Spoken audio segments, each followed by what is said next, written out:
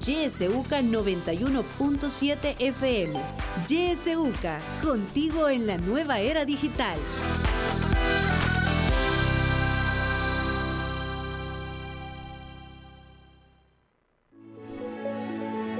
Política, economía, realidad nacional.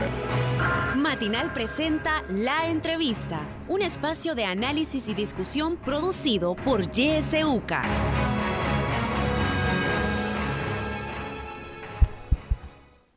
Muy buenos días a todos y a todas. Gracias por estar en sintonía una vez más de Radio YSUCA y este espacio de La Entrevista. El día de hoy vamos a hablar sobre el régimen de excepción y el respeto de los derechos humanos. Para abordar este tema ya se encuentra con nosotros en la cabina de YSUCA Omar Serrano, vicerrector de Proyección Social de la UCA. Buen día, Omar. Muy buenos días, Kenia. Buenos días a Pablo en Controles. Buenos días a usted que nos escucha a través del 91.7 o del internet. Un gusto estar aquí con usted. Así es, muchísimas gracias. Recuerde que también estamos transmitiendo vía Facebook Live. Ahí también nos puede seguir y dejar sus comentarios o preguntas, ya que a la mitad de esta entrevista pues vamos a dar paso a eso. Omar, el actual régimen de excepción que funciona desde finales de marzo, específicamente desde el 27, pues continúa. Se han apresado a más de 13,000 personas, supuestos pandilleros. ¿Qué evaluación puede hacer usted sobre la forma en la que se está aplicando este régimen que ya hemos visto está violentando bastantes derechos de los ciudadanos? Bueno, yo haría énfasis en lo de presuntos, porque el régimen de excepción es, por poner una comparación, si yo no puedo pescar con un anzuelo, entonces tiro la atarraya. Y ahí se va Mondo y Raimundo, tiro la atarraya y agarro. Es para mí una medida un tanto desesperada que va en la línea con la improvisación de muchas medidas que implementa este gobierno. Lo que hay que decir, en primer lugar, es que la gente está cansada de las pandillas. O sea, la gente está harta de vivir bajo el flagelo de la violencia, bajo la inseguridad, bajo esa incertidumbre, ¿verdad? Sobre todo en las colonias, más populosas, en los barrios, hay un cansancio generalizado. Entonces, una medida de estas tiene, digamos, mucho impacto mediático en la población. Y eso es una de las cosas que se busca con este tipo de política, voy a decir, llamándolo así al régimen de excepción. Pero bueno, igual la gente, acuérdese que se cansó de los políticos tradicionales, se cansó de la política, de la vieja política, se hartó y dijo, vamos a apostar por algo distinto, ¿verdad? Algo donde no haya corrupción, donde no haya opacidad, donde haya transparencia, donde de verdad haya democracia, donde se respete la ley. Y ya vemos que lo que estamos viendo no es precisamente lo que se esperaba. Aunque la gente se hartó, igual la gente, yo creo que tiene razón, está harta de la violencia, harta de la inseguridad, harta de estar sometida. Y hay barrios que tienen que acostar muy temprano, o encerrar, mejor dicho, muy temprano, y no levantar tan temprano por la peligrosidad que significa. La gente está cansada. Entonces, una medida de estas que anuncia que va a acabar, porque lo han dicho públicamente que van a acabar con las pandillas, tiene un respaldo social bastante grande. Yo no estoy seguro, porque a veces a uno hasta que lo tocan las cosas no se da cuenta realmente. Así pasó con el coronavirus. Uno oía que es una enfermedad letal, y cuando empezó a escuchar de gente conocida que se enfermaba, hasta que lo tocó con alguien cercano, un familiar, un gran amigo, un pariente, ¿verdad? Que falleció o que estuvo grave, entonces hasta que uno lo tocó, o un compañero de trabajo, en el caso de la universidad, compañeros con los que compartíamos, 4 compañeros que fallecieron durante esta epidemia, uno dice, puchica, hasta que lo toca uno siente, bueno, las graves violaciones de los derechos humanos la gente las está sintiendo hasta que las toca. ¿verdad? No, conozco varios casos.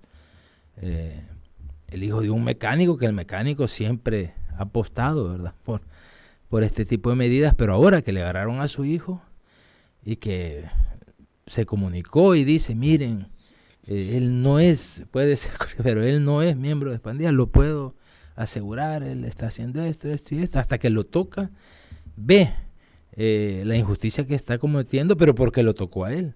Mientras no nos toque, estamos de acuerdo con que sucedan las cosas. Otro señor dice, miren, aquí todo el que gana es porque debe algo, ¿verdad? Y ese es el discurso del gobierno, quien nada debe, nada teme.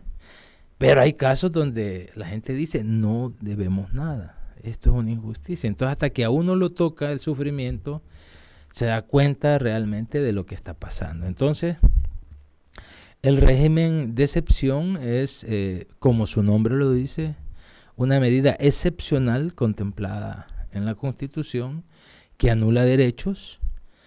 Ahora, yo quisiera preguntarme, no soy abogado, ¿verdad?, pero ¿qué de lo que ha hecho el gobierno con el régimen de excepción no hubiera podido hacer sin este régimen? ¿Qué no hubiera podido hacer?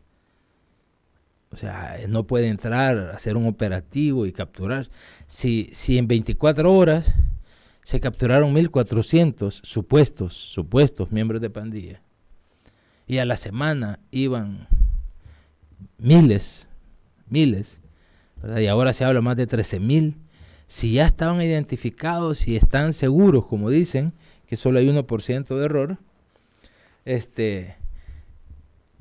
¿por qué no lo hicieron antes? Esa es una de las grandes preguntas que queda. ¿Por qué si ya sabían? No, los que están aquí son pandilleros porque ya los teníamos ubicados. Entonces, ¿por qué no se actuó antes? ¿Cuál fue la razón? ¿Por qué? Entonces, ¿era necesario realmente el régimen de excepción si ya estaban ubicados, si ya se sabía quiénes eran, si ya se sabía dónde vivían, hasta las casas? Porque solo fueron a traer. Si esto ya se sabía, ¿en qué abona el régimen de excepción para capturar a miembros de pandillas? ¿Hay algo de lo que ha hecho en este régimen que no se hubiera podido hacer sin el régimen de excepción? Yo no veo mayor cosa, ¿verdad? Entonces, es una medida, creo yo, una respuesta para demostrar fuerza, no solo ante la pandilla, y especialmente, no solo ante la pandilla, sino ante la población, ¿verdad? El aumento súbito, así de repentino de homicidios, tener en 3 días 87 homicidios, ¿verdad? Sobre todo hablan del 26 de marzo, que fueron 62, que es una barbaridad, es el día más violento en lo que se refiere a asesinatos desde la firma de los acuerdos de paz. Eso movió a las autoridades, las dejó mal paradas con el plan de control territorial, las dejó mal paradas en su efectividad. Entonces, esta es una respuesta para decir, somos efectivos, miren cómo hacemos. Y hay mucha gente que aplaude eso. Yo entiendo que la gente está cansada, pero este tipo de medidas, la historia y la experiencia han demostrado que a la larga no son las mejores, ¿verdad? Lo ha demostrado la historia de Salvador, porque esto no es nada nuevo, ya los gobiernos anteriores lo han implementado. El FMLN le llamó medidas extraordinarias, que al final se convirtieron en ordinarias porque las prorrogaban, no son tan extraordinarias, se vuelven ordinarias. El que comenzó con este tipo de medidas y estos operativos mediáticos, acuérdense, con el presidente Francisco Flores y la mano dura, después vino el presidente Saca con super mano dura, y lo que lograron fue una mayor sofisticación en el actuar de las pandillas, en su organización interna. Encerrarlos de esa manera fue lo que provocó la creación de una estructura bien organizada a nivel nacional, que no la había antes. Entonces lo que tuvimos, aunque en el momento la gente haya aplaudido y haya dicho, miren, esto es bueno porque nos va a ayudar en la seguridad, a la larga lo que produjo fue una profundización de la violencia en El Salvador, que es lo que estamos viviendo ahorita. Ahora la gente puede decir, está bien, y quién no va a agradecer, digamos, poder salir tranquilo de la casa. Pero a la larga, en el mediano plazo, lo que vamos a tener son consecuencias de lo que está viendo ahorita en este momento. Sí. ¿Verdad? Y como usted dice, Omar, la gente está cansada de esta situación de las pandillas y por eso es que aplaude este tipo de medidas. Sin embargo, uno de los argumentos bastante fuertes de las personas cuando se habla de este tema, ellos dicen las pandillas han cometido crímenes muy terribles, merecen ser castigados, apresados, incluso avalan algunos tipos de torturas. Hemos visto algunos videos que han circulado, cómo los policías tratan a las personas que han capturado y la gente aplaude ese tipo de medidas. Pero ¿cómo se puede explicar, Omar, que aunque esta persona haya cometido cualquier tipo de delito, en el caso que lo haya cometido, o peor aún, una persona que es inocente, entender que se le deben respetar sus derechos humanos, porque, como digo, la gente aplaude este tipo de acciones? Es que yo creo que hay un mal entendimiento de lo que son los derechos humanos. Los derechos humanos no los tiene por ser buenos la persona o por ser mejores que otros. Los derechos humanos los tiene la persona por ser eso, persona por ser humano. O sea, no es porque sea bueno, es como que yo le diga, Dios tiene opción por los pobres, porque los pobres son buenos. No, Dios ama especialmente a los pobres, no digo que solo a ellos, no es exclusivo. O la iglesia hace una opción preferencial por los pobres, no porque sean buenos ni los mejores, sino porque son pobres, porque sufren, porque para ellos, como dice el padre John Sobrino, la vida es un camino cuesta arriba. Entonces los derechos humanos no es que los tengan las personas, no es un premio que nos ganamos, aunque así piensa la gente a veces de Dios. Dios salva a los buenos y a los malos los condena. No, si el amor de Dios, la gracia de Dios es una gratuidad, ¿verdad? Al contrario, porque me doy cuenta que Dios me ama a pesar de mis incoherencias, a pesar de mi falta, a pesar de que no soy bueno, es que me brota responderle al amor de Dios, no es al revés, ¿verdad? Por lo menos ese no es el Dios de Jesús, que ama solo a los buenos y a los malos los va a condenar. No, al contrario, la gracia de Dios, el amor de Dios es para todos y todas, no por ser buenos, sino porque somos sus hijos. Los derechos humanos no son potestad de la gente que se porta bien. La doctrina internacional lo ha definido como el mecanismo para respetar la dignidad de la persona, aunque haya cometido, porque si nosotros estamos de acuerdo en las torturas, si nosotros estamos de acuerdo en que a ellos se les violen todos los derechos, entonces no nos distinguimos mucho de lo que hacen ellos. Precisamente la doctrina de derechos humanos lo que quiere reivindicar es la dignidad de todo ser humano, aunque hayan cometido. Por supuesto, el que ha cometido delitos tiene que procesarse según la legislación y tiene que pagar, rendir cuentas a la sociedad a través de la legislación que hay. Pero no porque, es que como estos cuando asesinan y todo, ellos también tienen derecho. Entonces, bueno, por lo menos para un cristiano eso no debería ser, porque aunque nos digamos, este país el 99% dice que es cristiano, ¿verdad? Y Jesús dijo, bueno, se les ha dicho ojo por ojo, diente por diente, y Jesús, pues entre ustedes no va a ser así, ¿verdad? Al contrario, nos mandó que al que nos ofende lo perdonamos 70 veces 7, es decir, siempre. Al que le da en una mejilla, hay que poner la otra. Puede ser algo que se entienda figuradamente, pero en el fondo lo que quiere decir es que aquello de la ley del talión, de que al que mata hay que matarlo, que al que hace esto hay que hacerle lo mismo, eso en el cristianismo se vino a abolir. Y la doctrina de los derechos humanos, no estoy diciendo, aunque ha sido reforzada, digamos, por principios cristianos, porque ha tenido influjo, lo que pretende es que todos somos seres humanos. Si alguien infringe la ley, si alguien viola derechos humanos de otros, bueno, hay una ley que le va a enseñar a que no debe ser así, y a pesar de hecho, sus derechos se van a respetar.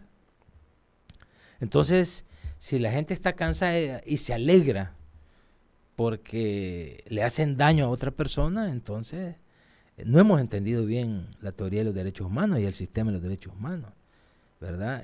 Si yo me digo cristiano, pero me alegro, estoy de acuerdo con que, porque lo han dicho, ¿verdad? No van a llegar ni a los centros penales, ¿verdad? Ahora se les va, o sea, si yo estoy de acuerdo, yo entiendo otras religiones a lo mejor contemplan la muerte, pero en el cristianismo no, y la mayoría de gente, repito, se confiesa cristiana. Entonces, si usted está de acuerdo con eso, entonces en el fondo no es seguidor de Jesús, Sí. pues estoy diciéndolo así. Entonces hay un mal entendimiento, creo yo, una mala concepción de los derechos. Los derechos humanos no son para los buenos, no los tienen las personas que se portan bien, los tiene todo ser humano, ¿verdad? Entonces a veces creo que además los derechos humanos no son una institución, como a veces dicen, es que el problema aquí son los derechos humanos. No, por supuesto que el que viola los de otros tiene que responder según los parámetros de la ley, si no, no nos diferenciamos en nada, ¿verdad? Vamos a actuar de la misma manera que actúan ellos. Así es. Pero precisamente en esto surge otro discurso, Omar, porque aquellas instituciones o personas que apoyan, respaldan los derechos humanos, entonces se convierten como en enemigos, ¿verdad? Y lo vemos en el discurso de la misma presidencia, donde acusa a instancias, tanto nacionales como internacionales, defensoras de derechos humanos, de estar entonces del lado de los criminales. Incluso le ha llamado el brazo armado de las pandillas. ¿Qué opina usted de ese? Sí, esto se inscribe en una lógica de actuación del gobierno que permanece, ¿verdad? Desde que inició. Podrán cambiar acciones o medidas, pero la lógica está ahí. Y es hacer realidad que aquello de o estás conmigo o estás contra mí, ¿verdad? Y dividir al país en buenos y malos. Acordémonos durante la pandemia. Dividir al país en buenos y malos, en los que asesinan, en los que están a favor de la vida, en los que están a favor de la muerte. Se divide al país, se polariza al país, ¿verdad? Entonces, esta lógica también se ha aplicado hoy. El que yo vea que están maltratando a algo y diga, hey, no tienen que maltratarlo. Ah, ya sabemos de parte de quién estás. Es como que yo vea que están castigando a alguien o a un niño o lo que sea, y yo diga, hey, no le pegues así. Ah, ya sabemos que estás de parte de los malos. No es que uno esté de parte del delito o del crimen, es que los derechos son esos, son derechos que garantizan la dignidad de una persona. Entonces, pero es una lógica que ha aplicado este gobierno desde que llegó, ¿verdad? Dividir, pero no es exclusiva de este gobierno. Todos los gobiernos autocráticos, los populistas, lo han hecho antes. Hasta hay un manual, ¿verdad? Que se escribe cómo se divide al país. Lo hizo Donald Trump en Estados Unidos, lo ha hecho Maduro en Venezuela, lo sigue haciendo Daniel Ortega en Nicaragua, ¿verdad? Se hace en Turquía, por ejemplo. El que está conmigo es de los buenos, síganme los buenos. Y los malos, aunque sea el 3%, son los que no me apoyan. No, cuando uno no está de acuerdo en algo y lo dice, no es porque esté a favor de que se hagan ilícitos, sino porque estamos conscientes que se violan derechos humanos. Ahora hay un nuevo matiz, porque en la pandemia, ¿verdad? En general se dividió al país en buenos y malos internamente. Pero ahora, cuando hay instancias, organismos supranacionales, ¿verdad? Como la ONU, como la OEA, o sea, organismos reconocidos a nivel mundial prácticamente, y también organizaciones internacionales que han expresado su preocupación por las violaciones a los derechos humanos, sobre todo en la niñez, ¿verdad? Que aquí no se ha hecho diferencia. Entonces dicen, ya sabemos de parte de quién están, ¿verdad? Ahora, no es que lo están defendiendo, es que se está violando los derechos humanos. Y miren, la construcción de esto no ha sido de la noche a la mañana. La Declaración Universal fue de 1948, pero desde entonces se ha venido mejorando, ¿verdad?, la doctrina de los derechos humanos, tanto que algunos a estas alturas, ante el fracaso de utopías que prometían una mejor organización social y económica, ahora dicen que la utopía que nos queda es el respeto de los derechos humanos. Cuando usted no respeta los derechos humanos de quien sea, estamos alejándonos de mejorar la sociedad. Eso es lo ideal. Y si alguien los irrespeta, tiene que pagar por las vías que establece la ley. Pero desquitarse a mansalva, eso lo que hace es, a la larga y a mediano plazo, incubar un problema más grande, que es el que está viviendo el país en este momento. Sí. Hemos visto en estas capturas que se han realizado a partir del 27 de marzo, que entró en vigencia este régimen, que no solamente son policías los que llegan a hacer estas detenciones, sino también militares, Omar. Que haya militares involucrados en esas detenciones junto a la policía, ¿puede abrir las puertas a mayores abusos?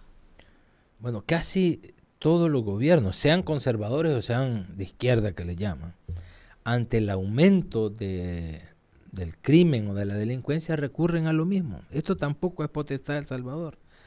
Recurren a encarcelar, recurren a dividir a la población, recurren sobre todo a medidas represivas. ¿Y por qué? Porque hay una mala concepción también del fenómeno. Esto se está diciendo desde los años 90 en el país. El primer estudio que yo recuerdo haber leído sobre las maras y pandillas es del 93, donde se advertía de un fenómeno naciente en El Salvador que si no se atendía como se debía podía derivar en un gran problema. Nunca se hizo caso, ninguno de los gobiernos. Y hoy el optar por la represión, porque tiene un impacto mediático, porque la gente aplaude, ¿verdad? Eso es lo que está pasando. Son medidas, acordémonos que los funcionarios y el actual gobierno están pensando en el 2024. Lo que le da réditos electorales se está implementando. Y si esto es mediático, la imagen del que manda, ¿verdad? De que el que ahora sí se pone orden, eso es para réditos electorales, aunque a la larga se está hipotecando el futuro a mediano plazo. Entonces, y otra cosa a la que han recurrido, no, gobiernos de Arena le hicieron lo mismo, gobiernos del FMLN hicieron lo mismo, pero también en otras partes del mundo es a la militarización. Y está demostrado, en experiencias, está demostrado históricamente que el uso de la Fuerza Armada no es antídoto para la violencia. Porque la Fuerza Armada tiene otra función, aquí en El Salvador, otra función constitucional, ¿verdad? El primero en que la comenzó, inmediatamente después de la firma de los acuerdos de paz en 1993, se comenzó a usar con unos pocos. Arena lo siguió usando, aumentó el número con Calderón Sol, con Francisco Flores, con Saca, y el Frente, sobre todo con Funes y Sánchez Serén, disparó el uso de militares para tareas de seguridad pública, ¿verdad? Ahora, digamos que los acuerdos encerraron en los cuarteles a los militares, los acuerdos de paz. Arena lo sacó así tímidamente a las calles, el Frente le dio más visibilidad y este gobierno lo que ha dado es protagonismo, ¿verdad? Otra vez el protagonismo que tenían durante la guerra y antes de la guerra los militares. Pero está demostrado, están haciendo una apuesta fallida, porque no va a solucionar, porque conciben al problema, en este caso de las maras y pandillas, como un problema de seguridad nacional. Y el problema de las pandillas es un problema social, y nunca se ha querido entender eso. O sea, el problema de las maras, ¿cuál es el origen de las maras y las pandillas? Es la exclusión, la segregación social y económica que hemos tenido desde siempre en El Salvador. O sea, la falta de oportunidades, que haya niños que no puedan ir a la escuela y que ven que otros sí pueden ir, que haya jóvenes que no pueden estudiar, no tienen oportunidad de un trabajo digno y otros sí las tienen. Esa segregación crea en la niñez, en la juventud, un sentimiento de exclusión, de marginación, de rechazo. A esto se refería el antropólogo Juan Martínez Tahuizón cuando decía que las pandillas cumplen una función social porque el ser humano necesita un grupo de referencia para su identidad, para un sentido de pertenencia, pero si la sociedad lo excluye, entonces las pandillas cumplen esa función. Pero como dicen que un texto fuera de contexto no es más que un pretexto, se cita solo una frase y se dice y se le llama de la manera como le llamó el presidente. Aquí en un jefe de Estado es inaudito, ¿verdad? Nos deja muy mal parados a nivel internacional. Si alguien llama con esos epítetos a una persona, aquí le han llamado de muchas cosas, entonces yo creo que habla más del que lo dice que de quien se lo dice. Entonces, el problema de las pandillas es, primero, de vieja data, segunda, tiene raíces estructurales de exclusión. Yo tuve el privilegio de participar en una investigación sobre el capital social de las maras y pandillas. Y salían ahí por lo menos 4 condiciones que se tenían que cumplir para ingresar a las pandillas. Primero, en la dinámica de pandilla es difícil que estudie alguien. Debe dejar los estudios. Segundo, en la dinámica de las pandillas es difícil que una persona trabaje, tenga un trabajo formal, ¿verdad? La dinámica no les permite. Tercero, las pandillas se anidan en los lugares más pobres, en la pobreza, donde no hay lo necesario para sobrevivir. Y cuarto, la pandilla también se nutre de hogares desintegrados, ¿verdad? De hogares disfuncionales donde los papás han emigrado, se crían con los tíos, con los abuelos, con un padrino o hay una desintegración familiar. Esos 4 factores. Entonces, si usted quiere, esto no es de la noche a la mañana, esto tiene que haber programa y hasta la vez no hay ninguno, ¿verdad? Ni en ni en los gobiernos anteriores. Si usted quiere evitar, tiene que dar oportunidades y garantizar que haya oportunidades de estudio para todos, que haya oportunidades laborales, de trabajo decente, con salario digno para todos. Tiene que trabajar por las mejoras en las condiciones de vida, las condiciones socioeconómicas de la gente, en vivienda, en salud, educación, en ingresos, en alimentación, y tiene que trabajar por la integración familiar, por el fomento de valores, de principios que a veces están ausentes. Pero si no hace nada de eso y quiere solucionar con represión, no lo va a solucionar. Como decía Monseñor Romero, los males van a seguir brotando, los asesinados van a tener otros nombres, pero los males van a seguir mientras no se solucionen de raíz las causas de donde brotan, y las causas no se han solucionado y nada indica que se van a solucionar, ¿verdad? Aunque se aplauda, ¿verdad? Lo que se hace, el que crea que la represión por sí sola va a solucionar el problema de la violencia, lo siento, no va a ser así. Lo que va a engendrar son consecuencias. Esto que está pasando, si no se hace nada a nivel estructural, se va a ver, se va a notar, vamos a tener consecuencias en el mediano plazo, ¿verdad? Así es. Omar, vamos a hacer una pausa, pero interesante lo que está planteando y vamos a hablarlo cuando regresemos, porque en lugar de apostarle a la prevención, si usted se enteró el día de anoche, se aprobó una ley para construir más cárceles en El Salvador. Vamos a hablar también de eso cuando regresemos. Buenos días. Celebra la vida junto a nosotros. YSUCA 91.7 FM.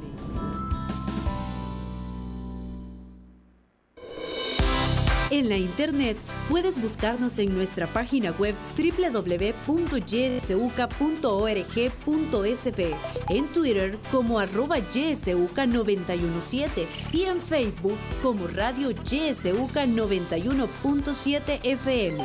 YSUCA, contigo en la nueva era digital.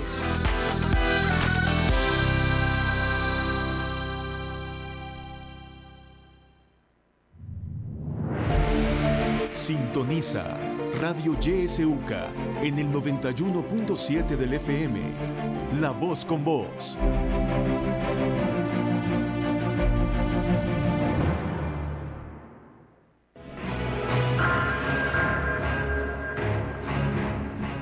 Son las 7 de la mañana con 31 minutos. Gracias por continuar en nuestra sintonía. Hoy estamos conversando con Omar Serrano, vicerrector de Proyección Social de la UCA, sobre el régimen de excepción y el respeto de los derechos humanos. Es el momento de que usted pueda hacer sus consultas, si así lo desea. Recuerde, puede dejarnos sus mensajes a través de la transmisión de Facebook Live, también de manera directa a nuestros números 2275-9501, 2275-9502, o a nuestro número de WhatsApp 7571-2779.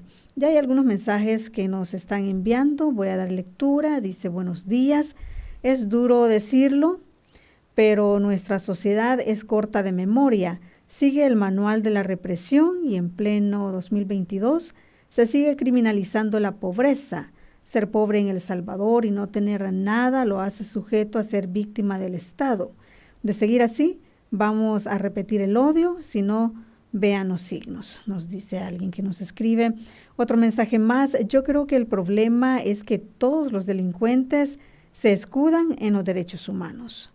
Otro mensaje dice: sería bueno remarcar la diferencia entre derechos ciudadanos y derechos humanos, ya que las personas que se encuentran recluidas pierden sus derechos ciudadanos, mas no sus derechos humanos. Vía Facebook nos escribe Jessica Escalante y dice: las escuelas siguen en mal estado, pero los penales se van a construir con prioridad. Francisco Ochoa también nos escribe, dice: Omar, hoy se está disparando nuevamente los desaparecidos y los diputados oficialistas ya hablan de extender el estado de excepción. Tenemos una llamada. Buenos días. Hola, buenos días. Un saludo al invitado Omar Serrano. Concretamente, Omar Serrano, es una cosa totalmente improvisada lo que está haciendo el señor Bukele. Primero dice que cierra 3 cárceles. Después que va a abrir no sé cuántas, 5 o 6. ¿Cómo se llama eso? Esto se llama que no tiene un plan. ¿Y qué es lo que sucede? Con este estado de excepción, lo que estamos sufriendo somos los ciudadanos de las colonias de las periferias pobres, porque solo llegan a botar la puerta y a llevarse, como usted dijo, a Raimundo y todo el mundo, y después averiguan si era culpable o no era culpable, o era pandillero. Lo que sucede que el señor dice que tiene una guerra, pero aquí no hay 2 ejércitos enfrentados. Aquí hay una maquinaria gubernamental que está reprimiendo. Yo no veo gente que salga con AK-47 o con cañones. No es una guerra. El problema es que este estado de excepción lo están ocupando para otras cosas. Mire cómo están haciendo con la gente que votó por Bukele, ahí en la calle Rubén Darío. Toda esa gente va rumbo para Estados Unidos dentro de poco. Aquí en Ciudad Delgado ya hicieron lo mismo, desalojaron a todas las vendedoras. ¿Cómo se llama eso? Están ocupando el estado de excepción para reprimir y hacer lo que ellos quieran. Y eso no se vale, Serrano. Pasen buenos días. Muy buenos días, gracias. Tenemos otra llamada. Buenos días. Habla Wilfredo Antonio del Alfaro. Es cierto que el estado de excepción lo están ocupando para otra cosa, es correcto, pero debemos de comprender y aceptar y luchar contra lo que no queremos aceptar, porque esa es la acción humana, de que ellos como nueva generación política tienen el derecho de hacer lo que la visión cosmogónica que ellos quieren implantar en su territorio, tienen ese derecho. Ahora, los que no estamos de acuerdo con eso, tenemos también el derecho de luchar contra eso, pero lo tenemos que hacer inteligentemente, no simplemente oponernos por oponernos. Por ejemplo, es una buena idea de que se construyan cárceles lejos de las poblaciones. Esa es una buena idea. Y hacerlo en este momento es lo más correcto, porque de esta manera todas las penitenciarías, todos los presos que están en la penitenciaría, que están como en Zacatecoluca, etcétera, etcétera, se pasarían a esos nuevos locales lejos de. Ahora, ¿qué se va a hacer cuando estén lejos de ella? Es otra cosa, hay que pensar qué es lo que se va a hacer. Pasen muy buenos días. Buenos días, gracias. Una llamada más. Adelante, buenos días. Buenos días. Fíjese que, sí, un saludo para el invitado Omar Serrano y al programa. Así es. Fíjese que en este caso el señor Bukele está violentando los derechos de las garantías de los ciudadanos con estas leyes que pone que son intransigentes y son violatorias, pues, para los derechos de las garantías de todos nosotros. Entonces él por querer hacer supuestamente lo que está haciendo, él está haciéndole un mal a la población, porque imagínese usted que a un muchacho o a 5 que iban ahí por el mercado La Tiendonia y otros allá por el Central, los agarran y los penquearon, los cachimbearon, y solo porque llevaban tatuaje artístico, ¿no? Y ellos no tenían nada que ver en eso. Ahí estaba violentando claramente los derechos humanos, y a otro lo cachimbearon delante de una menor. Eso es claramente violación a los derechos humanos. Otra cosa, Nayib Bukele, sos mentiroso porque estás ocupando las pandillas con un aspecto político, que ya después más adelante vas a querer ocupar a las pandillas para el aspecto electoral. O sea, sos un mentiroso, pues. No sos una persona que le dice la verdad a la gente, aparte de que estás violentando los derechos humanos y que has dicho públicamente que te valen riata los organismos internacionales de derechos humanos. O sea, todo eso está muy malo. Está muy malo y está violentando los derechos y como le digo, está violentando las garantías de todos los ciudadanos, y más adelante van a ocupar a las pandillas con el aspecto político electoral, para réditos electorales. Eso es necesario que toda la población lo sepa, porque él es un mentiroso. Toda esa situación él ya lo va a hacer con miras a las elecciones para seguir como un partido oficial, como un dictador, y para tener las instituciones tomadas y violentar y seguir violentando los derechos humanos. Es un mentiroso. Muy buenos días, don Omar Serrano. Muy buenos días, muchísimas gracias. Voy a leer otros mensajes. Dice, buenos días, saludos a todos. Omar, un saludo fraterno. Dices que las pandillas tienen una condición que es de lugares pobres, casi o marginales. Conozco las comunidades nororientales de Chalatenango, lugares pobres, poco trabajo, mucha desintegración familiar, pero no se ven pandillas. ¿Qué crees que hace diferente estas comunidades? Nos consultan otro mensaje. Buenos días, YSUCA. Con respecto a la construcción de cárceles, no servirá de nada, como ha sucedido hasta hoy. Son un centro de mando de las actuales pandillas y solo se logrará hacer más complejo el problema. Tenemos un audio. Vamos a escuchar. Muy buenos días, Kenia. Muy buenos días a Omar. Creo que evidentemente, y lo he dicho en otras ocasiones, lo que está ocurriendo en El Salvador no es ni lo que estaba escrito en el Plan Cuscatlán, ni es por cerca lo que se tenía tampoco contemplado en el Plan Control Territorial. Las grandes preguntas es, ¿y por qué no se inició justamente al primer año de gobierno? Y si la excusa es porque no tenían el control del aparato judicial ni de la fiscalía, bueno, y la pregunta es ¿por qué no se hizo inmediatamente lograr una mayoría calificada? Quiero hacer ver que en seguridad ninguna medida improvisada va a dar los resultados esperados. Sí puede haber contención, sí puede haber un tiempo de relativa calma, como lo ha habido cuando han habido pactos entre las pandillas y cuando ha habido pacto también de las pandillas con el Estado. Evidentemente hay algo que se está queriendo ocultar, pero el punto aquí es qué impacto. Se habla sobre el impacto que van a tener estas medidas en las comunidades. Mi pregunta es, ¿qué impacto va a tener en las familias que están sin sus seres queridos, que han sido detenidos arbitrariamente? ¿Cómo el sistema judicial va a poder discriminar efectivamente en los plazos establecidos de ley quiénes son criminales y quiénes no lo son? Eso me parece que es una de las cosas que no se habla, o por lo menos las personas creen que el sistema judicial va a funcionar, y ese del que nada debe, nada teme, no es cierto para el que es detenido, porque el que nada debe y nada teme no debe temer nada en un sistema judicial que funcione, y en el nuestro no, porque los mismos abogados no están teniendo acceso a los reos y los jueces están siendo presionados.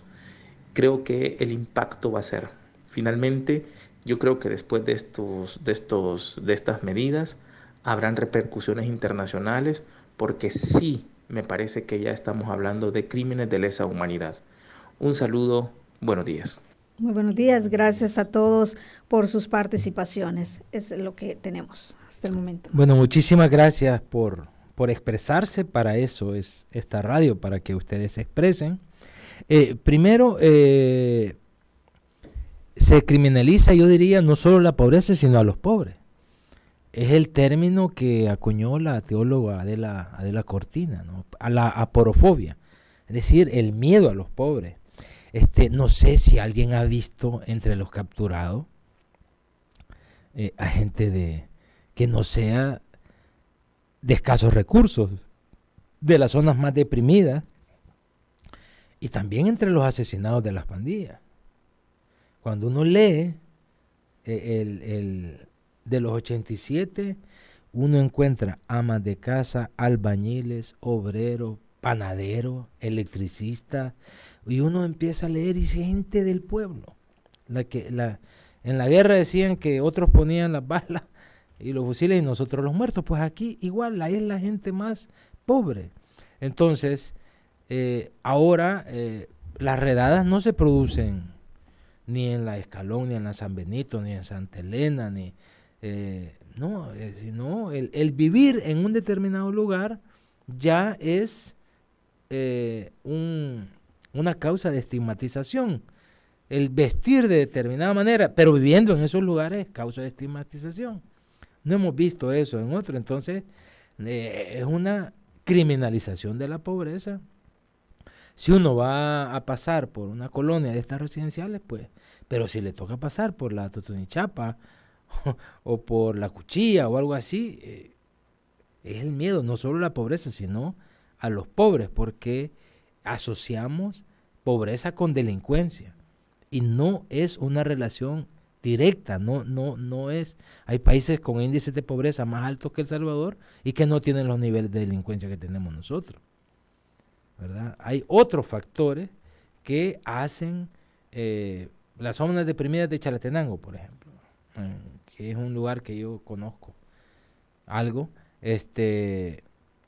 La pobreza no es un detonante de la delincuencia.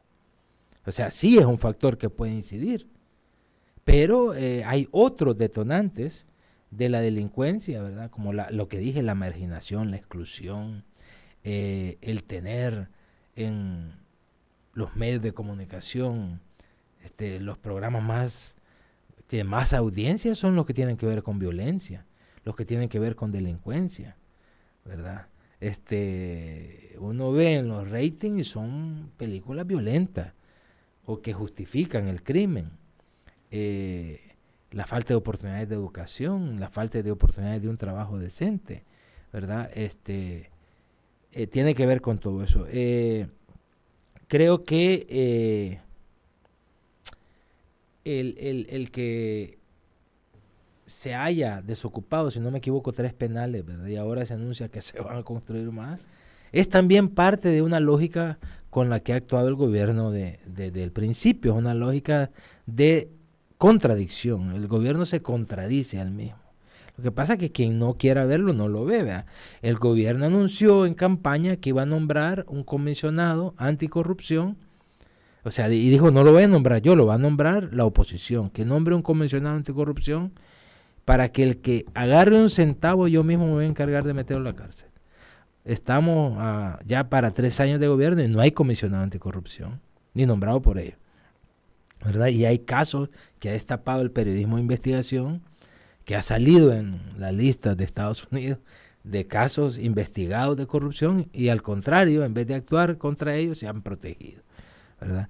Se dijo, vamos a hacer el gobierno más transparente de la historia cuando nadie roba el dinero alcanza, y creo que no ha habido gobierno más opaco que el que tenemos después de los acuerdos de paz. Todo está reservado.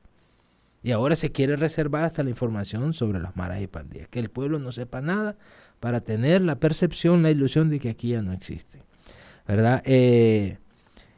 Se dijo que la página del neoliberalismo, esto en campaña, lo dijo aquí el candidato, hay que darle vuelta a la página porque eso ya se ha demostrado que no funciona. Sin embargo, a nivel de política económica, lo único que se ve son medidas neoliberales.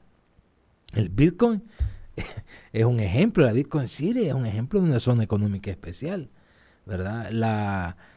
Los asocios públicos privados son herramientas privilegiadas del neoliberalismo.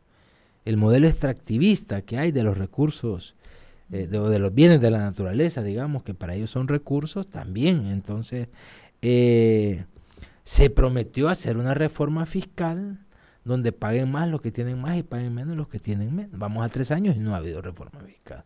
Se prometió que se iba a bajar el IVA a los alimentos, a los frijoles, y se iba a aumentar para los bienes suntuosos, y tampoco eso sería parte de una reforma, ¿no? Entonces hay una lógica de contradecirse, ¿verdad? Se dijo que ya no iba a haber cárceles, sino universidades y todo, y ahora vamos en sentido contrario. Entonces hay una lógica de actuación en la que el gobierno se contradice a él mismo.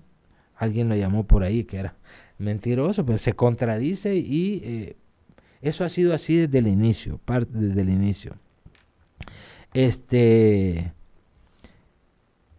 Respeto la opinión que todos los delincuentes se escudan en derechos humanos. Yo creo que los delincuentes ni saben que tienen derechos humanos. No saben, o sea, sí, además a muchos les vale, ¿verdad? No respetan los de otros, en entrevistas de hace mucho tiempo con gente que está metida en esto, están conscientes que ellos no van a vivir mucho, ¿verdad? Asumen que no van a vivir mucho, que ellos los años que van a vivir los quieren vivir a su manera. Entonces no tienen ni idea, ¿verdad? Los que abogan por eso, no precisamente son ellos, ¿verdad?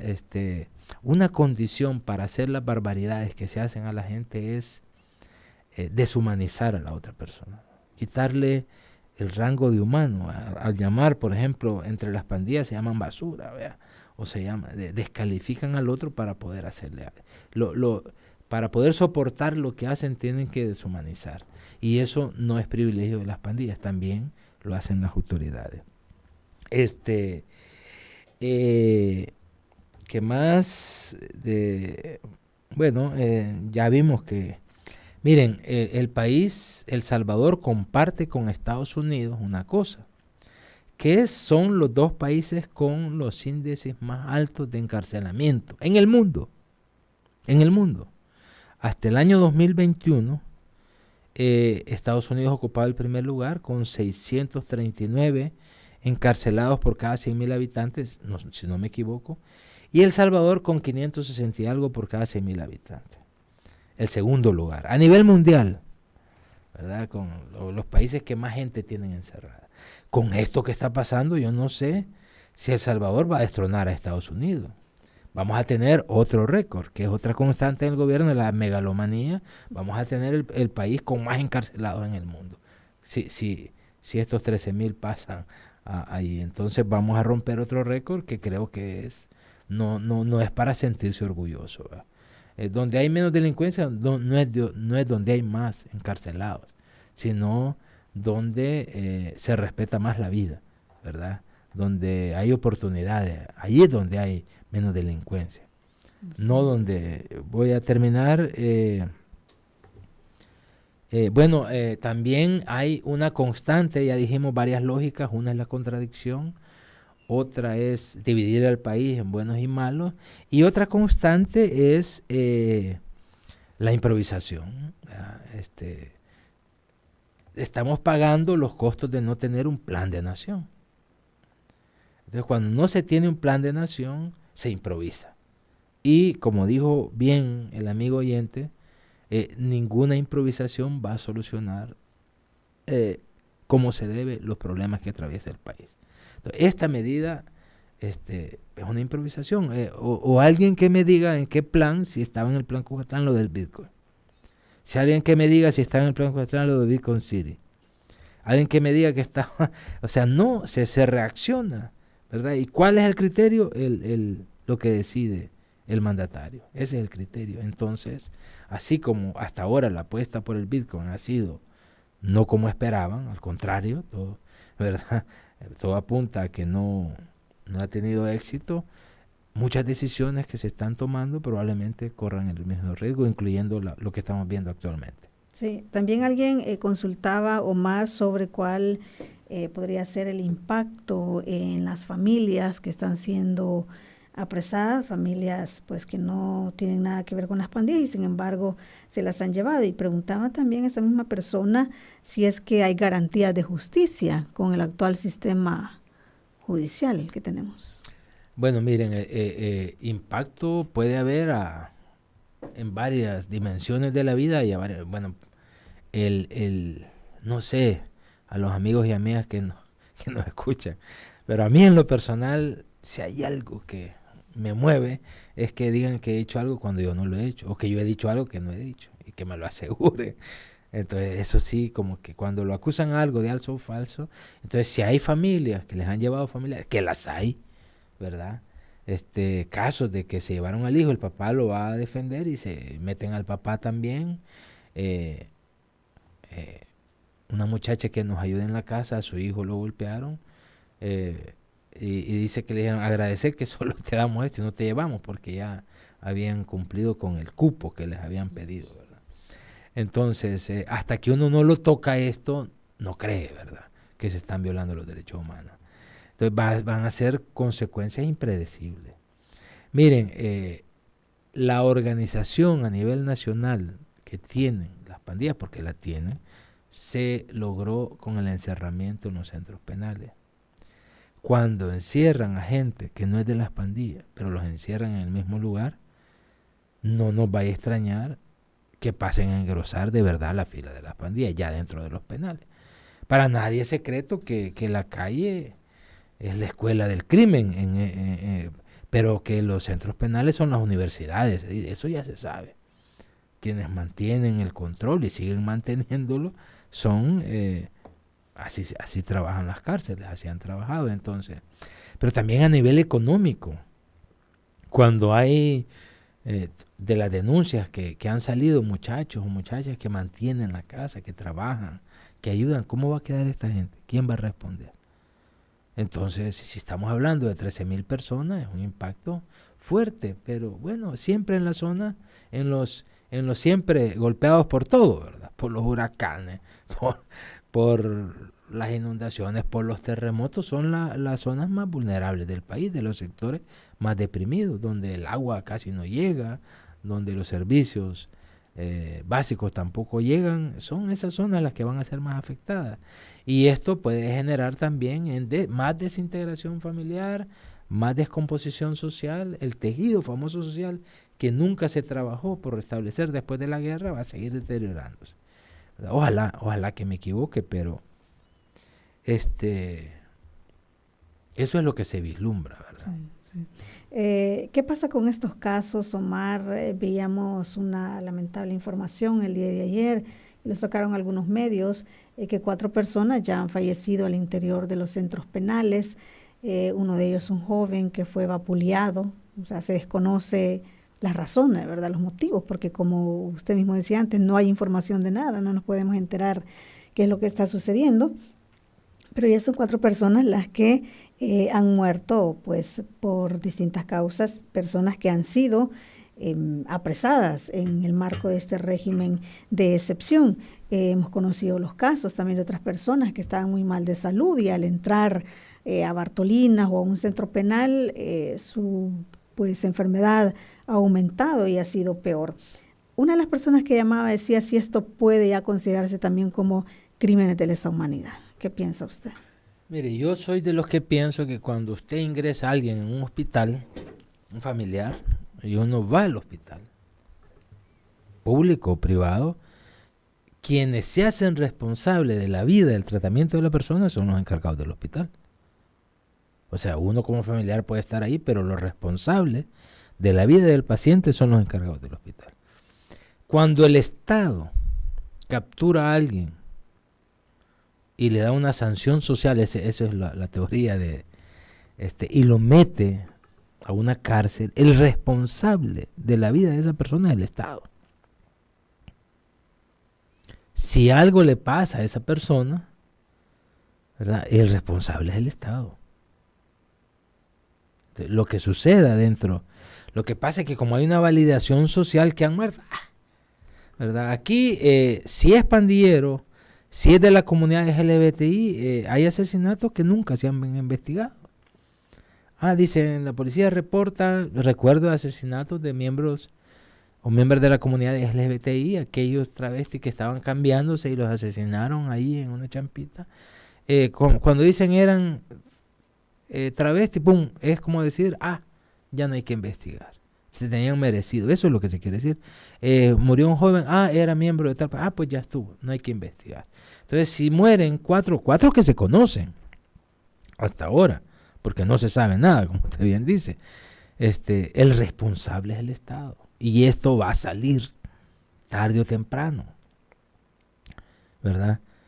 Va a salir y yo no es que sea, no quiero ser ave de mal agüero, pero las consecuencias de lo que está pasando van a venir, porque la violencia se aborda desde una perspectiva integral, sobre todo desde la niñez, ¿verdad? No solo con la represión, solo la represión, aumentar cárceles, no va a solucionar los problemas, no va a solucionar. Fíjense que en 1833 el levantamiento de Anastasio Aquino, terminó fusilándolo, y se calmó.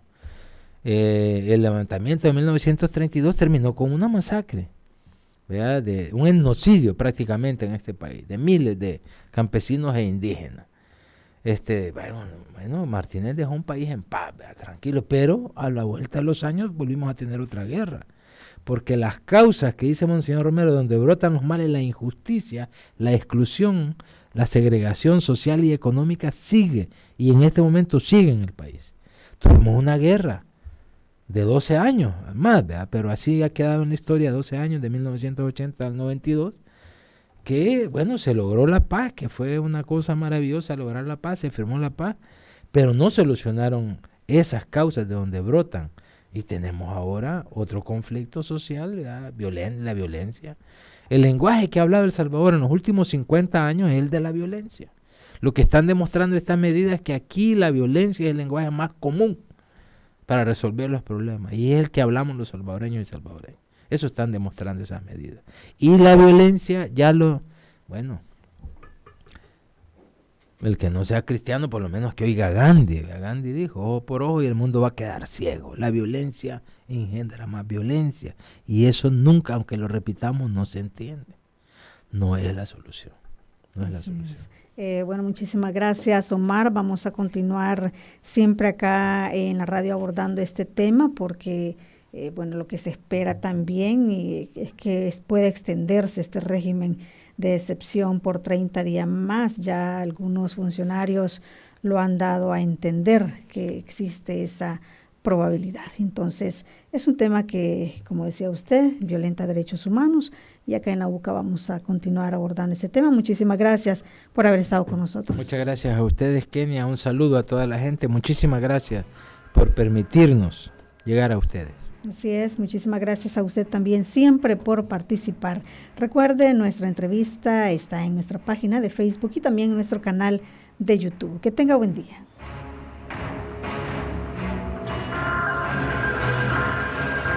Esta fue la entrevista en la matinal. Te invitamos a que no te pierdas nuestra próxima emisión.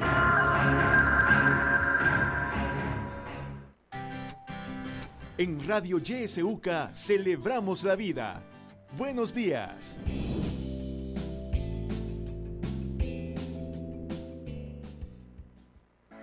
¿Sabes qué es la cultura de la violación? La cultura de la violación se manifiesta en la forma de pensar, de expresarse y de actuar. Son conductas que estimulan, toleran y normalizan la violencia sexual contra las niñas y mujeres. La violencia sexual contra las mujeres